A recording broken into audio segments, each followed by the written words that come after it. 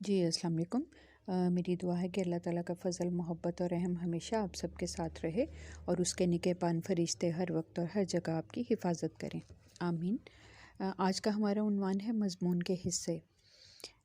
آپ کو بتانا ہے کہ ایک مضمون کے 3 بنیادی حصے ہوتے ہیں۔ ایک کو کہتے ہیں ہم تمہید، دوسرا ہے نفس مضمون اور تیسرا ہے خاتمہ۔ ایک مضمون کے لیے تمہید کی وہی حیثیت ہے جو کسی انسان کے لیے اس کے چہرے کی ہوتی ہے۔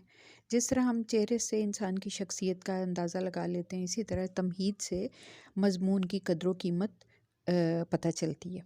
اس لیے مضمون کی تمہید بہت عمدہ اور دلکش ہونی چاہیے۔ اس کے بعد آتا ہے نفس مضمون۔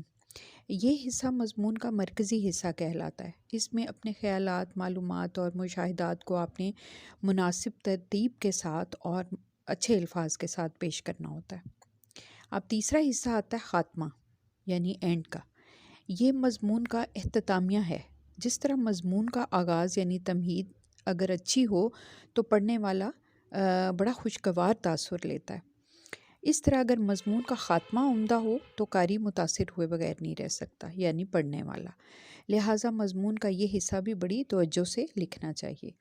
تو میں امید کرتی ہوں کہ آپ لوگوں کو مضمون کے حصوں کے بارے میں پتہ چل گیا ہوگا اور آپ اپنے بچے کو بہتر مضمون لکھنے کے قابل بنا سکتے ہیں۔